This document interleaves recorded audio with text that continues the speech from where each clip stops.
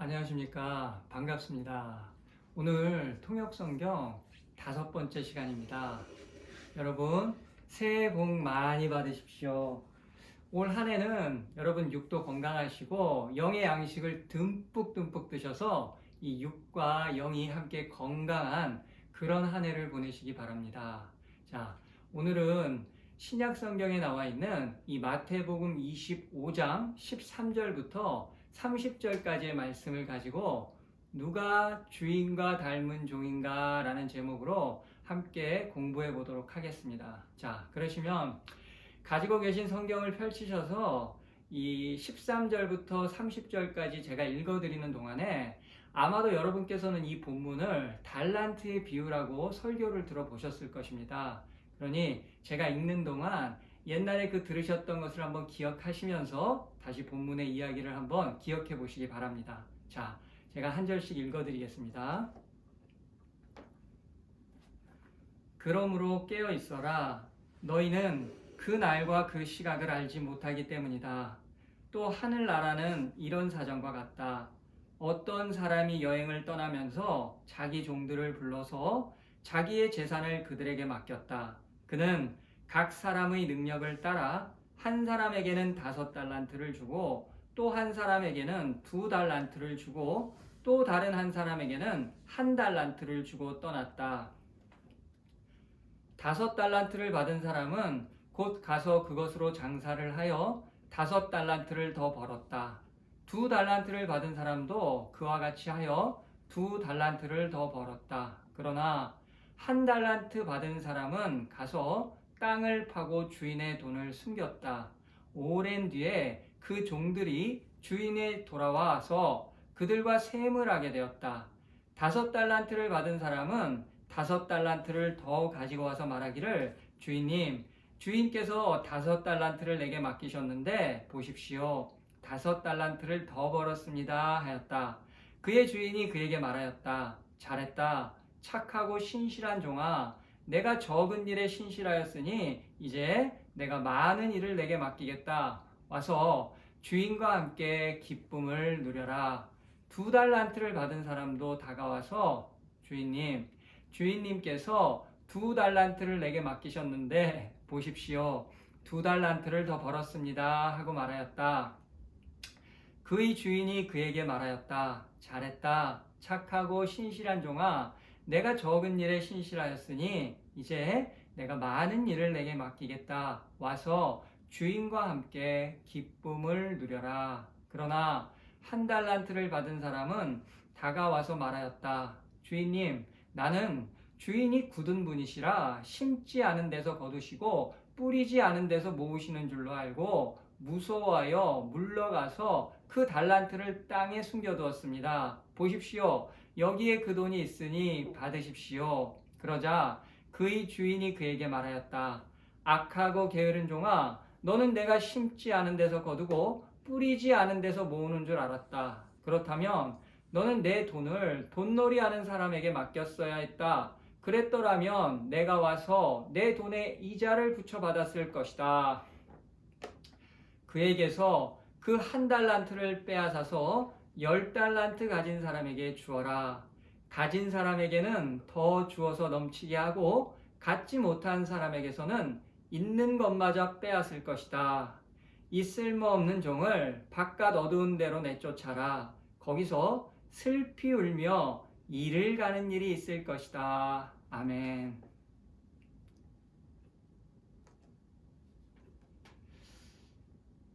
이 마태복음 24장과 25장 안에는 이 예수님께서 십자가에 달려 돌아가시기 전에 이 종말에 관해서 비유 이야기를 4편을 설교해 주셨습니다. 그런데 이 4편의 설교 이야기들은 주제가 하나입니다.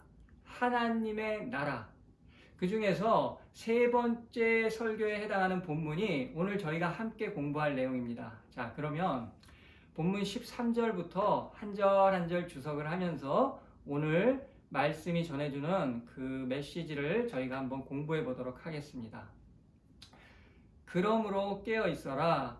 너희는 그 날과 그 시각을 알지 못하기 때문이다. 자, 이 13절에서 14절로 넘어가시면서 이 14절에는 한글 성경에는 이 해석을 생략한 단어가 하나 있습니다. 바로 헬라어 접속사 가르라는 단어인데, 왜냐하면 여러분께서도 이 14절 앞에다가 조그맣게 왜냐하면이라는 접속사를 적어두시면 다음에 보실 때 좀 유익하실 것입니다. 이게 무슨 의미겠습니까? 그러므로 깨어 있어라. 너희들이 깨어 있어야 하는 이유가 왜냐하면 하면서 이 이야기를 들려주시는 것입니다. 자, 마태복음 25장에 나와 있는 전체의 비유 이야기들은 또 하늘나라는 이런 사정과 같다라는 이 문장 속에 포함되어 있습니다. 그래서 본문 14절에서 말하고 있는 그 어떤 사람이 누구라는 것을 우리가 쉽게 알 수 있습니다.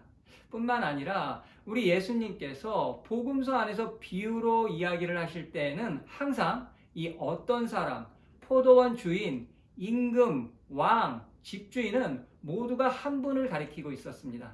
마찬가지로 본문의 이야기 속에서도 이 어떤 사람은 예수님 자신을 말씀하셨던 것입니다. 그렇다면 이 본문의 이야기에 나오는 이 달란트를 맡았던 종들은 누구를 가리키는 것입니까? 이 마태복음 26장 1절을 보시면 예수님께서 종말에 관한 그 네 편의 비유 이야기를 마치시고 예수께서 이 모든 말씀을 마치셨을 때에 자기 제자들에게 말씀하셨다. 이 문장에서 제자에 사용되었던 헬라어 이 마데테스라는 단어가 이 복음서 안에서는 예수님의 12명의 제자들을 가리킬 때 사용되었던 단어입니다.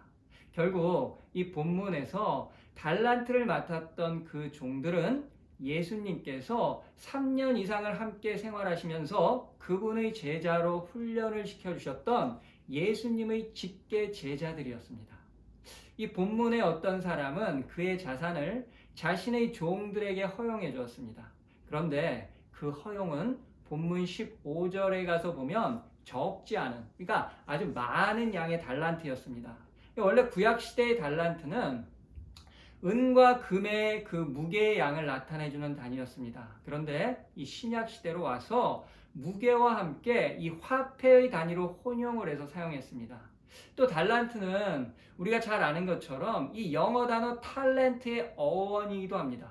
이 사람이 가지고 있는 천부적인 재능이나 능력을 나타내주는 그 비유적인 용어로도 지금 사용이 되고 있습니다. 이 본문 27절에서는 이 이야기 속의 달란트의 가치가 설명이 됩니다. 이 아르기리온, 즉 은전이라는 단어를 통해서 주인이 이 종들에게 나누어 주었던 달란트는 은 8달란트의 가치를 지닌 돈이었습니다.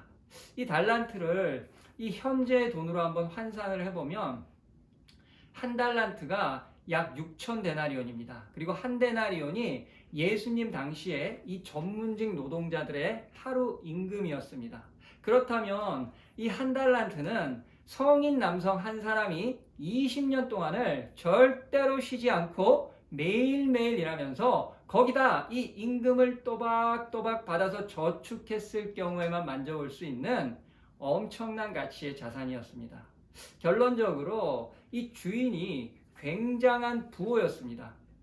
이 또한 주인은 자신의 종들에게 이 신뢰와 믿음을 가지고 있었던 것이 분명합니다. 이 어림잡아도 60억 이상의 그 큰 액수를 부하 직원들에게 아무런 신뢰나 믿음이 없이 맡길 수 있다는 것은 상상할 수 없는 행동입니다. 그리고 이 주인은 자신의 종들을 속속들이 잘 알고 있었습니다. 왜? 그가 자산을 맡길 때 그냥 랜덤으로 아무렇게나 나누어 주었던 것이 아닙니다. 주인은 자신의 종들이 가지고 있었던 그 탤런트적인 능력과 역량에 따라서 각각 다른 액수를 나누어 줬습니다. 그렇게 주인은 자신의 종들에게 60억 이상의 자산을 나누어 주고 떠났습니다. 분명한 것은 이런 주인에게는 자신의 종들에게 희망을 했던 요구사항이 있었다는 것입니다. 그 요구사항은 곧 밝혀집니다. 본문 16절과 17절에서 주인으로부터 5달란트를 받았던 종은 그 은전으로 어떤 사업을 해서 이 투자 금액의 100%를 벌어들였습니다. 이 2배의 소득을 올린 것입니다. 마찬가지로 이 2달란트를 받았던 종도 이 5달란트를 받았던 종과 같이 사업을 해서 100%의 이윤을 남겼습니다. 그런데 반전이 일어납니다. 본문 18절은 그러나 이 헬러 접속사 대라는 단어로 시작을 합니다. 접속사 그러나가 장면의 반전을 통해서 이야기의 흐름을 완전하게 차단시켜 줍니다. 즉 접속사 대는 이 독자들에게 새로운 사실을 가르쳐 주고 있습니다. 이 본문 18절을 보충해서 다시 한번 들려드리겠습니다. 앞의 두 종들은 각자가 받은 달란트를 가지고 사업을 해서 각각 2배의 이익을 남겼다. 그러나 한 달란트를 맡았던 종은 앞의 두 종과는 전혀 다르게 주인의 자산인 은전을 땅을 파고 감추어 두었다. 이 한 달란트를 맡았던 종만 주인의 자산을 특별한 방법으로 다루었습니다. 그리고 이 18절에는 우리가 주목해야만 하는 아주 중요한 2가지의 사실이 있습니다. 첫째는 본문 16절과 17절에서는 말하지 않았던 종들이 사용을 했던 달란트의 출처가 그들의 주인이었다는 사실을 강조해주고 있다는 것입니다. 이 헬라어 문장 to argirion to kyrio autu 직역을 하면 자신의 그 주인의 그 은전을, 그러니까 이 본문 18절은 한 달란트를 받았던 종이 그 돈을 다루었던 방법 때문에 어떠한 결과를 가져올 것이란 것, 즉 좋지 못한 이 부정적이고 불길한 결과를 가져올 것이라는 사실을 암시해주고 있는 것입니다. 두 번째로 더 중요한 사실이 있습니다. 바로 이 부분에서 14절에 이 주인을 표현했던 헬라어 안드로포스라는 호칭이 퀴리오스라는 호칭으로 변화가 된 것입니다. 이 성경의 용례를 찾아보면 대부분이 이 안드로포스라는 단어는 그냥 일반적인 명사로 사람이나 어떤 사람을 가리킬 때 사용되었습니다. 하지만 이 퀴리오스라는 단어는 우리가 잘 알고 있는 것처럼 주님, 주인, 왕, 예수님, 하나님으로 사용되었던 단어입니다. 특별히 이 복음서 안에서는 거의 대부분이 예수님 자신이나 하나님을 호칭하는 단어였습니다. 만약에 이 주인이라는 의미로 사용되었을 때에도 그 주인은 역시나 이 예수님과 하나님을 가리키는 비유 이야기 안에서의 주인이었습니다. 이 마태복음 20장에 나오는 이 포도원 품꾼들의 비유에서도 이 포도원 주인의 호칭이 헬라어 오이코데스 포테스가 일반적으로 이 집을 소유하고 있는 집주인을 나타내는 단어에서 퀴리오스로 바뀌면서 심판을 예고해 주었습니다.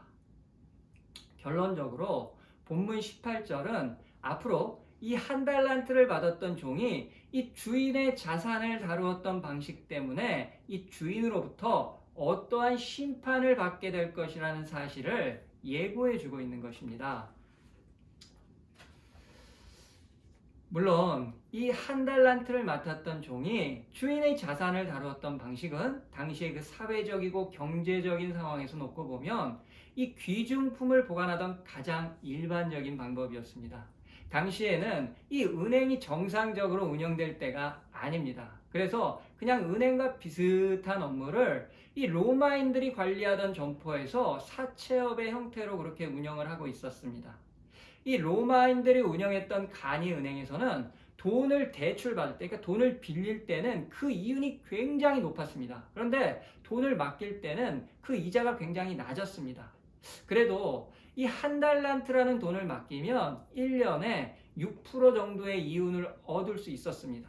그렇지만 이 당시의 금융업, 그 금융업 자체가 신뢰할 수 있는 투자 상품이 못 되었습니다. 이 은행이 언제 없어지고 언제 문을 닫을지 알 수 없었기 때문입니다. 이런 까닭에 대부분의 유대인들은 이 귀중품을 보관할 때는 자신들만이 아는 그 땅 속에다가 이 땅을 파서 안전하게 묻어두었던 것입니다. 그래서 이 성경에 보시면 땅 속에서 보화가 발견되는 이야기들이 기록되어 있는 것입니다.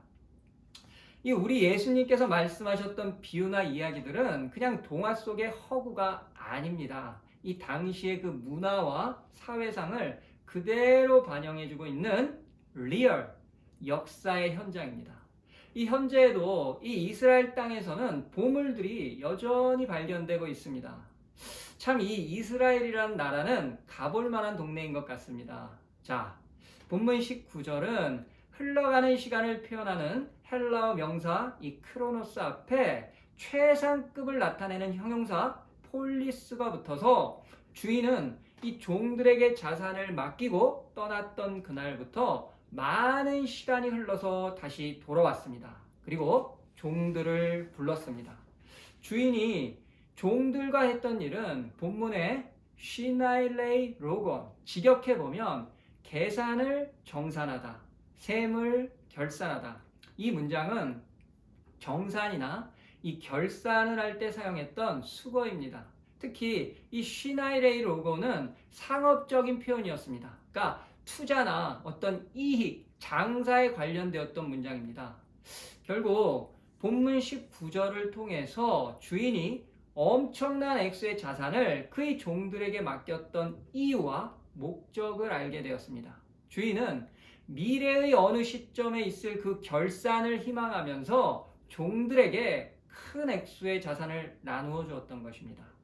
즉, 주인은 자신의 종들을 통해서 이윤을 기대했습니다. 그리고 주인이 종들과 함께한 이 결산의 진짜 의미는 이 비유가 종말에 관한 이야기라는 것을 우리가 기억해 볼 때 마지막 날에 있을 심판의 모습을 보여주는 상징적인 모습입니다. 본문 20절부터 23절까지에 나와 있는 이 주인과 종들이 결산을 하는 장면은 너무도 분명하게 그리고 간결하게 진행이 됩니다. 두 종은 똑같은 패턴으로 자신들이 받았던 그 주인의 자산을 2배로 늘렸다는 사실을 강조해서 말하고 있습니다. 그러자 이 주인도 두 종들에게 몇 가지로 똑같은 응답을 했습니다. 그 응답의 첫 번째, 주인은 종들이 그 자산을 다루었던 방식에 대해서 굉장히 흡족해하면서 착하고 신실한 종들이라는 평가와 함께 잘했다는 칭찬을 해주었습니다. 두 번째, 이 주인이 원하고 기대했던 대로 맡겼던 달란트를 충성스럽게 감당해냈던 종들에게는 저번에 맡겼던 일은 적은 일이었지만 너희들이 충성을 다했기 때문에 이번에는 더 큰 것을 맡기겠다고 했습니다. 세 번째로 추가적인 상급이 주어졌는데 주인이 누리고 있는 즐거움과 그 기쁨에 참여해서 함께 하자는 것이었습니다. 결국 5달란트를 맡았던 종과 이 2달란트를 맡았던 종이 주인과 결산을 했던 내용은 주인으로부터 칭찬을 받고 거기에 대한 상급으로 더 많은 자산을 얻고 더 큰 사업을 할 수 있는 자격을 부여받은 것입니다. 이 유대인들의 문화와 사상 속에서 이 충성과 상급은 그냥 추상적이거나 상징적인 개념이 아니었습니다. 그들에게 있어서 충성과 상급의 모습은 언제나 행위로 나타났습니다. 그러니까 이 충성이라는 실질적인 자신의 노력과 순종이 들어간 행동을 계시한 후에는 언제나 그 행위에 상응하는 상급이 주어진다는 결론이 이 유대인들의 사상이었습니다. 그리고 가장 중요한 사실은 주인의 기쁨에 참여하라는 이 주인의 초대는 바로 주인이 만든 공동체 안으로 들어오라는 콜링이었습니다. 본문 24절과 25절에서 이번에는 이 주인의 돈을 땅에 묻어두었던 종이 이 주인과의 결산의 차례가 되었습니다. 종은 자신이 주인으로부터 받았던 사업 자금을 땅에 숨겨놓았었다고 설명을 하면서 그 돈을 땅에 묻어두었던 이유를 2가지로 해명했습니다. 첫 번째, 이 종이 알고 있었던 주인님, 당신은 캐릭터가 스클레로스한 사람이라는 것입니다. 이 헬라어 스클레로스를 본문에서는 굳은 사람으로 표현을 했습니다. 하지만 대부분의 헬라의 다른 문학 작품들을 보면 이 스클레로스가 무자비한, 완악한, 혹독한, 잔인한, 박해하는 이런 의미와 뜻으로 사용되었던 단어입니다. 계속해서 종은 주인이 그렇게 완악하고 무자비한 사람인 이유가 심지 않은 데서 거두고 뿌리지 않은 데서 모으는 일들을 즐겨하는 사람이기 때문이라는 것입니다.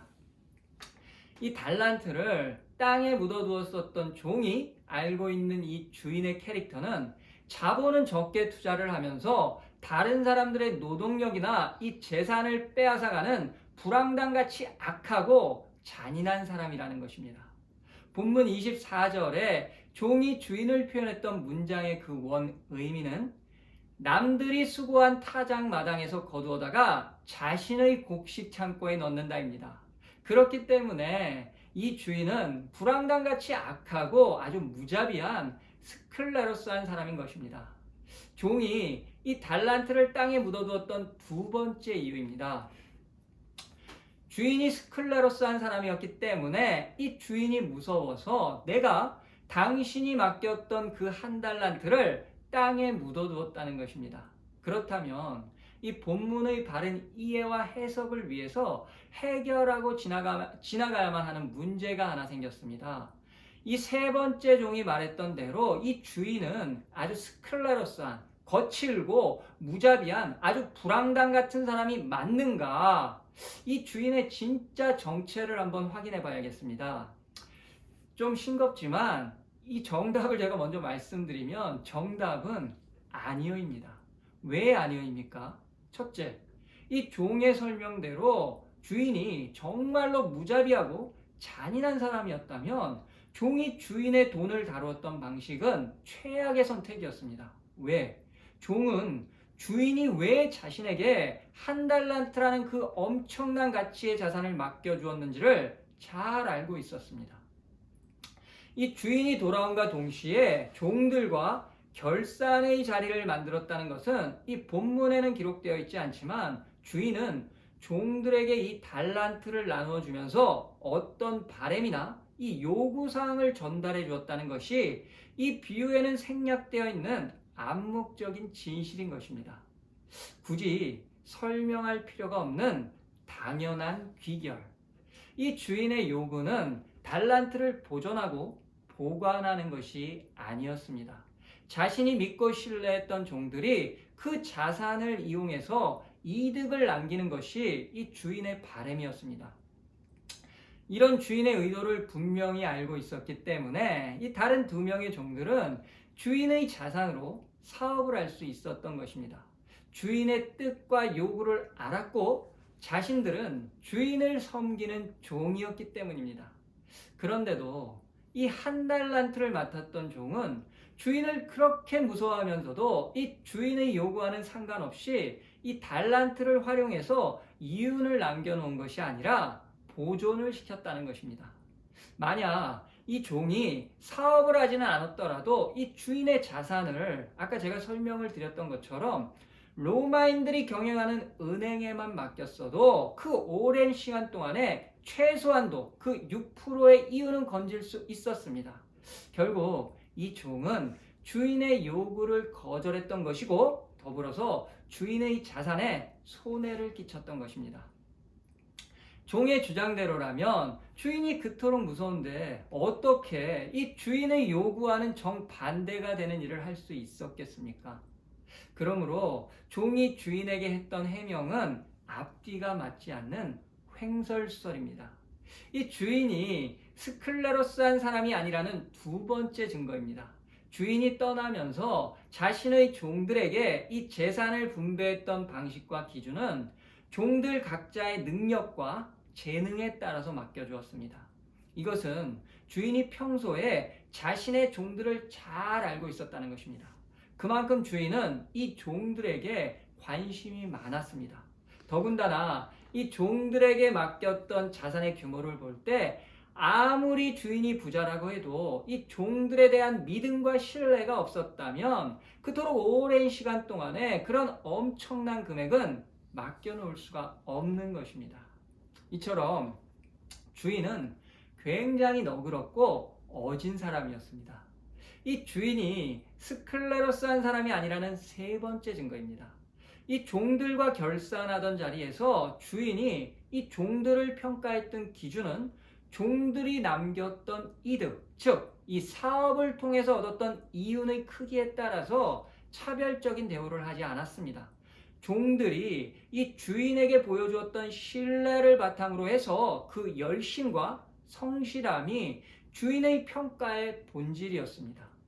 주인은 달란트라는 자신의 씨앗을 뿌렸습니다. 그리고 뿌린 데서 거두고 모으려고 했었던 사람이지 세 번째 종의 주장과 같이 악한 사람이 아니었습니다.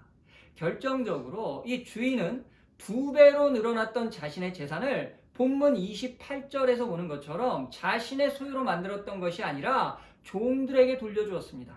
결론적으로 이 세 번째 종이 설명했던 이 주인의 캐릭터는 거짓말입니다. 그 종이 이 주인을 오해하고 제대로 알지도 못하면서 비방을 했던 것입니다. 종은 주인의 공동체가 되는 것을 거부했습니다. 그리고 주인과 닮는 것도 싫었습니다. 그래서 주인의 요구를 무시하고 주인의 사업에 이 손해를 끼치기로 작정을 했던 것입니다. 본문 26절과 27절에서는 이 세 번째 종의 말도 안 되는 변명에 주인이 반격을 시작합니다. 이 반격은 주인이 세 번째 종에게 주는 심판의 원인을 보여줍니다. 본문에서 종에 대한 평가를 할 때 가장 중요한 단어는 종의 캐릭터를 설명해주는 악하고 이 게으른이라는 표현입니다.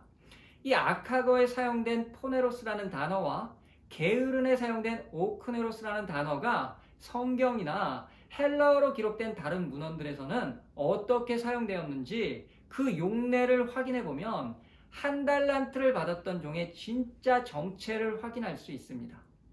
한 가지 우리가 이 세 번째 종에 대해서 이미 이 선지식으로 알고 있는 사실이 있습니다.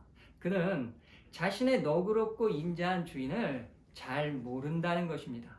그리고 주인의 요구에 반항을 하고 주인을 부정적인 사람으로 모함을 했다는 것입니다.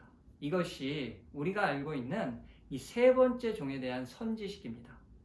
주인이 종을 평가하는 데 사용했던 첫 번째 단어는 나쁜, 가치 없는, 악독한, 불량한, 악한 사람, 이렇게 다양한 종류의 악을 표현하는 데 사용하는 포네로스라는 헬라어입니다. 이 단어가 사용되었던 성경의 용례들을 확인해 보면 양의 옷을 입고 있지만 실상은 노력하는 이리와 같은 이 거짓 선지자들을 표현할 때, 남의 뺨을 때리는 악한 자에게 하나님의 나라를 대적하며 저항하는 악한 자에게, 이 그리스도인들을 죽이며 넘어뜨리는 악에게도 사용되었던 단어가 이 포네로스입니다. 이렇게 이 마태복음서의 여러 본문들에서 포네로스가 사용되었던 그 용례를 들어보니까 주인이 한 달란트를 맡겼던 종에게 악한 종이라고 호칭을 했던 그 의미가 아주 선명해집니다. 주인은 그 종을 악하다고 표현하면서 그가 이 실질적으로 악하고 가치가 없고 이 필요 없는 종이라는 사실을 비판하고 있는 중입니다. 주인이 종을 표현했던 두 번째 단어는 게으른, 오크네로스입니다. 이 오크네로스는 헬라의 문학 작품들이나 고대 지중해의 문헌에서 이 게으른이라는 의미보다는 주저하는 혹은 두려워하는 이라는 뜻으로 대부분이 사용되었습니다. 이러한 당시의 그 통상적인 용례를 따라보면 한 달란트를 맡았던 종이 땅 속에다가 이 주인의 돈을 묻어두었던 이유는 그가 게을러서라기보다는 무엇인가에 주저해서 혹은 그가 두려워했기 때문에 그렇게 했다는 것이라는 정확한 이유를 알 수가 있습니다. 또 이 오크네로스라는 단어를 두려워하는이나 이 주저하는으로 해석하는 것이 본문 25절에서 종이 주인을 두려워했던 것과 돈을 안전하게 보관하기 위해서 땅 속에 묻어두는 방법을 선택했던 것과도 잘 어울립니다. 그리고 이 단어는 게으르다는 의미보다는 종이 주인의 자산으로 장사하는 것을 두려워했고 주저했었다는 의미가 이 본문의 내용과도 잘 매치가 됩니다. 그렇다면 성경과 다른 문헌들의 그 용례를 종합해 볼 때 주인이 평가했던 이 세 번째 종의 캐릭터는 이 비유가 상징적인 의미를 전달해주는 하나님의 나라에 관한 이야기라는 것을 전제로 하고 있기 때문에 주인은 자신이 맡겼던 돈으로 수익을 내지 못해서 그 종에 대한 평가를 악하고 이 무익한 종으로 결정을 했던 것도 아니고, 또 앞에 두 종들은 100%의 수익을 가져다 주었다고 해서 그들을 칭찬하고 상을 내린 것도 아니라는 것입니다. 이 마태복음서의 다른 곳에서는 포네로스가 이 예수님의 복음 사역에 대항하고 하나님의 통치를 거부하는 이 악한 이리와 같은 나쁜 열매를 맺는 나쁜 나무를 표현할 때 사용되었습니다. 그들은 이 영적으로 하나님의 나라를 대적하는 무리들이었습니다. 이 포네로스로 표현된 그들은 예수님이 누구인지를 몰랐습니다. 예수님께서 선포하시며 가르치셨던 복음을 거부했습니다. 그들은 예수님을 전혀 알지 못했기 때문에 그분을 모함하고 대적하면서 결국에는 십자가에 내어주는 사상 최고의 죄악을 저질렀던 것입니다. 마찬가지로 달란트 비유에 나오는 세 번째 종도 자신의 주인을 몰랐기 때문에 주인을 모함하고 주인의 자산에 막중한 손실을 입혔던 것입니다. 결국 이 세 번째 종이 주인으로부터 받았던 평가는 그가 하나님 나라의 확장을 위한 사업에 동참하지 않았다는 것, 예수님의 공동체가 되기를 거부했다는 것, 하나님의 통치에 대항해서 이 복음 사역에 막중한 손실을 입혔다는 그런 의미가 됩니다. 주인은 종이 이 맡은 바 달란트를 가지고 열심히 장사를 해서 주인의 요구에 응답하기를 원했습니다. 주인은 자신의 종에게 하나님의 나라의 공동체로 그분의 백성으로서 살아갈 수 있는 기회를 주었던 것입니다. 이 달란트 비유가 종들에게 하나님 나라의 확장을 위한 사업을 하라고 강력히 요구하고 있다는 증거는 달란트 비유 바로 다음에 나오는 이 양과 염소의 최후 심판 비유를 통해서도 분명하게 드러납니다. 이 최후의 심판 비유에서 왼편에 있던 이 염소가 상징하는 저주받은 사람들은 영원한 불 속에서 영원한 형벌로 심판을 받게 됩니다. 이 왼편에 서게 되는 사람들의 죄가는 심판장이신 주님께서 줄이실 때 먹을 것을 드리지 않았고, 목마르실 때 마실 것을 주지도 않았습니다. 그들은 주님께서 나그네 되었을 때 영접하지 않았고, 헐벗었을 때 옷을 주지도 않았습니다. 또 병들었을 때와 옥에 갇혔을 때에도 그들은 우리 주님을 외면했습니다. 그렇다면 이 비유를 통해서 하나님 나라의 백성이 될 수 있는 자격과 의무는 그 기준이 굶주리고 목마르고 나그네 되고 헐벗고 병들고 감옥에 갇힌 사람들을 먹이고 마시게 하고 옷을 입히고 병들었을 때 돌봐주며 옥에 갇혔을 때에도 외면을 하지 않는 것이었습니다. 이 세 번째 종은 달란트를 땅에 묻어둠으로써 하나님 나라의 백성으로서 그 부름을 받았던 자신의 임무를 수행하지 않았다는 것입니다. 종은 하나님의 통치를 거부하는 당시의 지배체제와 당당히 맞서 싸워야만 했습니다. 그에게는 싸울 능력도 있었고 하나님 나라의 비밀을 아는 이 지식과 같은 달란트도 가지고 있었습니다. 하지만 이 종은 주인이 요구하고 원했던 하나님 나라의 확장을 위한 이 복음 사역에 두려워하고 주저하면서 나서지를 않았던 것입니다. 그는 주인이신 예수님을 믿고 신뢰했던 것이 아니라 주님을 모함하고 그분의 나라를 거부했습니다. 그래서 주인은 이 세 번째 종을 악하고 이 주저하는 무익한 종이라고 평가를 내렸던 것입니다. 주인의 종에 대한 평가는 전적으로 옳았습니다. 그리고 주인은 계속해서 말합니다. 악한 종아, 너의 악한 변명이 사실이라면 내 돈을 땅에 묻어서 손해를 보게 해서는 안 되었다. 너는 그 돈을 사채업자들에게라도 맡겨서 나에게 원금과 이자를 주었어야 할 것이 아니냐. 주인이 종들에게 이 자산을 맡겼던 목적은 보관하는 것이 아니라 사업을 통한 증식이었습니다. 이 돈은 사용을 위해서 있는 것이지 보관을 목적으로 만든 것이 아닙니다. 이 돈의 참 가치는 사용하는 목적과 사용하는 사람의 그 가치와 함께 결정이 됩니다. 결국 이 주인의 돈의 가치는 그 돈을 맡았던 종들의 사용에 의해서 달라지는 것입니다. 본문 28절과 29절에서 이 세 번째 종에게 내렸던 주인의 최종 판결은 종이 가지고 있었던 그 한 달란트를, 즉 하나님 나라를 아는 지식과 그 나라의 백성으로서 살아갈 수 있었던 기회를 완전히 차단시켜버리고 빼앗아서 충성되고 용감한 종들에게 더 나누어 주는 것이었습니다. 이것이 하나님 나라의 원리입니다. 하나님 나라의 지식을 이미 가지고 있지만 더 가지고 싶어하는 사람들에게는 더 부어주시고, 그 지식을 가지고 있지만 그 가치의 중요성을 전혀 인식하지 못하고 사용하지 않는 사람들에게는 그 가지고 있는 것마저도 빼앗아 가버리는 것이 이 하나님 나라의 장사 방법입니다. 하나님께서는 그분을 아는 지식을 소유하고 그 지식 전달하기를 기뻐하는 사람들에게는 더 많은 것들을 주시고 하나님 나라의 공동체로 받아주십니다. 하지만 주님을 거부하고 주님 알기를 원하지 않는 사람들은 아무것도 가질 수 없다는 것을 경고해 주시는 것입니다. 그래서 이 하나님의 나라에 들어가는 것이 낙타가 바늘구멍으로 들어가는 것보다도 어려운 일이라고 우리 주님께서 말씀하셨던 것입니다.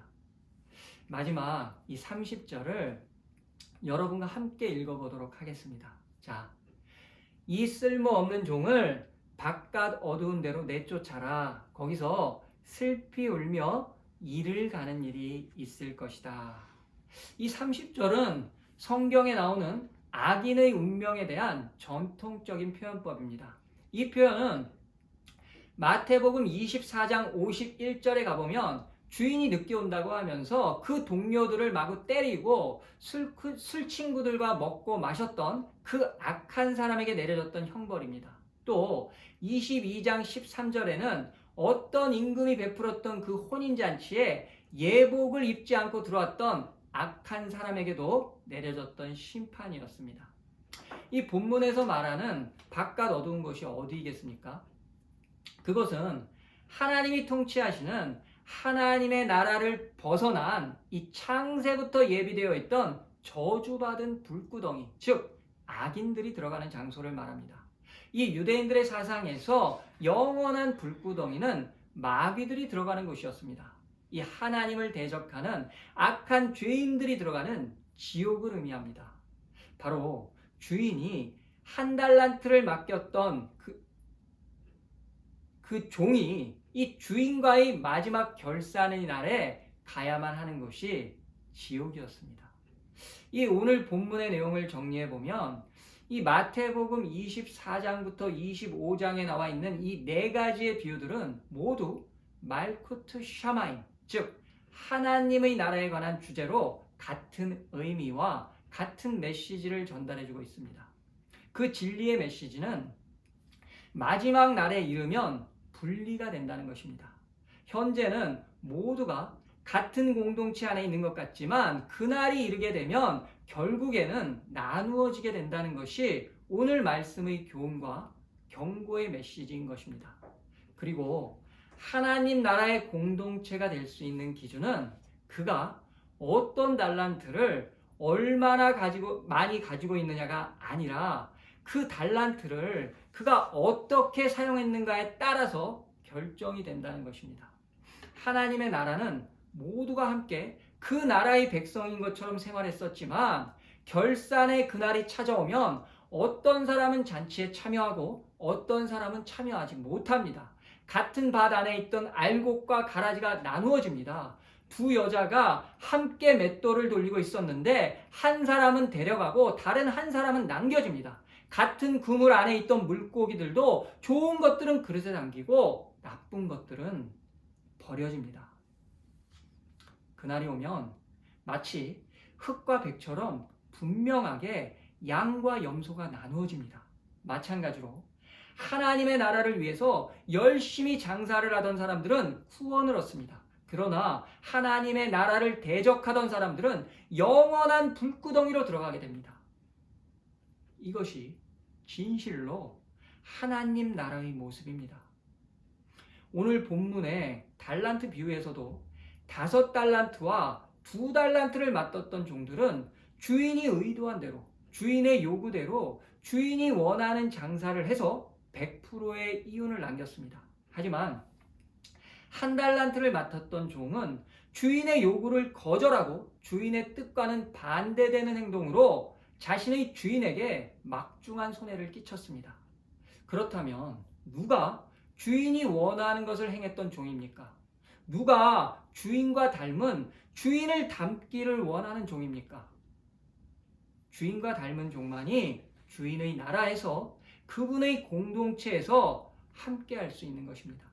주인과 닮기를 싫어하는 종은 주인의 공동체에 함께 할 수 없습니다. 마찬가지로 하나님의 나라는 하나님과 생각이 같고 하나님 닮기를 원하는 사람들만이 들어갈 수 있는 것입니다. 우리가 달란트를 남기고 못 남기는 것이 중요한 것이 아니란 말입니다. 사랑하는 성도 여러분, 오늘 말씀의 진리는 이것입니다. 예수님 당시에도 그리고 우리가 살아가고 있는 지금 이 시간에도 주님의 제자들에게 맡겨졌던 그 달란트는 여전히 하나님의 은혜로 주어져 있습니다. 다만 어떤 달란트를 얼마나 많이 받아서 가지고 있느냐, 그것이 중요한 것이 아니라는 것입니다. 진짜 중요한 것은 그 달란트를 우리가 어떻게 사용하는가에 달려 있습니다. 예수 그리스도께서 재림하시는 그날까지 우리가 누구를 위해서 무엇을 하며 살아가야만 하는 것입니까?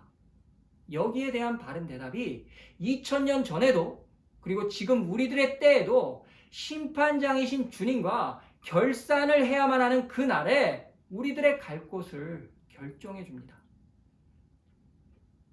결국 저와 여러분이 지금껏 만들어왔던 우리 자신의 캐릭터가, 자신의 인생의 여정이 우리들을 평가해 준다는 것입니다. 여러분 꼭 기억하시기 바랍니다. 우리의 주인 되시는 하나님과 닮은 사람만이 그분의 나라에 들어갈 수 있는 것입니다. 하나님과 닮지 않은 사람은 그분의 나라에 들어갈 수 없습니다. 이 사실이 성경이 인류에게 전해주는 메시지이고 구원의 진리입니다. 누가 주인과 닮은 종인가? 감사합니다.